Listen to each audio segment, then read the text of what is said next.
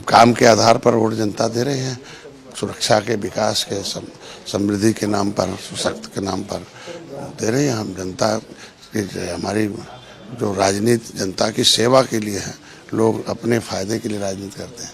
और आप देखो कितने कांग्रेस के कितने प्रत्याशी तो भाग जा रहे हैं, किस आधार पर सरकार बनाएंगे। सर, महिला आरक्षण पर लोकसभा और विधानसभा सीटों को भी बढ़ाया जाएगा, सर कैसे?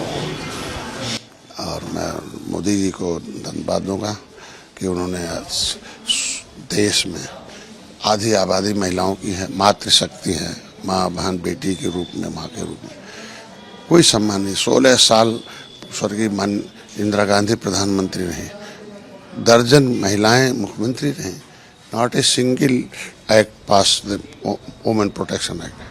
महिलाओं के लिए एक भी कोई कानून नहीं उनके प्रोटेक्शन के लिए बना, उनके अवसर के लिए बना। तो ये अवसर है और प्रोटेक्शन भी है, तो दोनों भी है। इसके लिए मैं धन्यवाद देता हूँ और निश्चित रूप से जितना जल्दी लागू हो जाए उतना अच्छा है। देर करने का मतलब, हम न्याय अगर देना है तो देर में न दिया जाए, तुरंत न्याय दिया जाए। और ये सामाजिक न्याय की बात है, सामाजिक अन्याय की बात नहीं। समाज में हमेशा महिलाओं को अबला रखा गया, नीचे रखा गया। तो संविधान तो सामाजिक न्याय की बात करता है, तो सामाजिक न्याय है कि उन्हें भी अवसर मिलना चाहिए। तो सामाजिक न्याय के आधार पर महिलाओं को दिया गया। और इसी को कहते हैं कि अम्बेडकरवाद के नाम पर राजनीति तो बहुत किया लोगों ने। अम्बेडकर ने जो लिखा संविधान, तो संविधान कहता सामाजिक न्याय दो। तो सामाजिक न्याय कहाँ हुआ जब तक हम उनको अवसर नहीं देते हैं। पिछड़ों को मिला, दलितों को मिला, और अपर कास्ट के गरीबों को मिला, तो आधी आबादी महिलाओं को मिले। इसके लिए तो सबको खुश रहना चाहिए। सर, भाजपा के राष्ट्रीय अध्यक्ष जी सरकार में अराजकता, भ्रष्टाचार और महिला उत्पीड़न का आरोप उन्होंने लगाया है, कैसे? सच्चाई तो बोलना पड़ेगा ना, जिसे जनता जाने और वोट दे।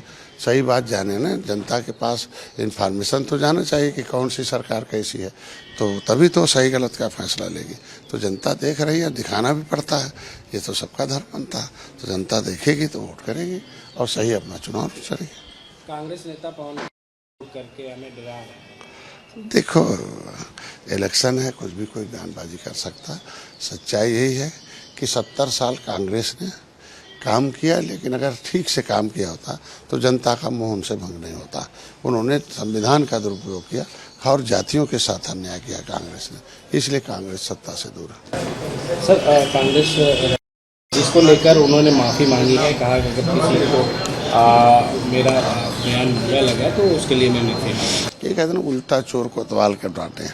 अनपढ़ गंवार किसने रखा है भाई? 70 साल कांग्रेस की सरकार रही, ये फंडामेंटल राइट रहा कि आप कि विद इन ए 10 ईयर सबको एजुकेशन दे देना चाहिए।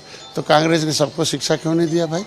गलती तो ही नहीं थी भाई। मुकदमा सुप्रीम कोर्ट गए हमारे जैसे लोग, फिर राइट टू एजुकेशन मिला। राइट टू एजुकेशन मिलने के बाद भी कह दिया नहीं, इनको शिक्षा दे दो, ज्ञान मत दो। पता चला कि खिचड़ी खिलाने का विभाग खुलवा दिया इन्होंने, शिक्षा का विभाग, सशक्तिकरण। तो ये तो कांग्रेस की नाकाम, गलती कांग्रेस की है, खुद किया और खुद अपमानित कर रहे हैं, तो गलत अपमान ठीक नहीं है।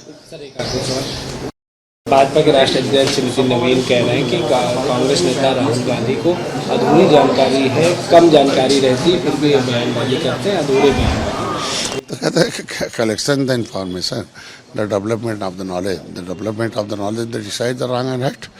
तो जब जानकारी नहीं रहेगी ना, विरासत में जो है राजनीति नहीं मिलती जानकारी। विरासत में हमें पूंजी मिल सकती है, हमें पैसा मिल सकता है, सम्मान मिल सकता है, लेकिन ज्ञान तो आपको विरासत में ज्ञान तो लेना ही पड़ेगा। जानकारी के लिए आपको अनुभवी लोगों के साथ रहना पड़ेगा और लोगों के बीच में जाना पड़ेगा। अगर हम गरीबों की जानकारी चाहते हैं तो गरीब के बीच में मेरा कार्यकर्ता जाए। तो आज एनडीए के भारतीय जनता पार्टी के एक कार्यकर्ता झोपड़ी में सोता है तो गरीबों के लिए वो बताता है, महिलाओं की दशा, गरीबों की दशा। तो आज के दिन में कांग्रेस कहाँ है?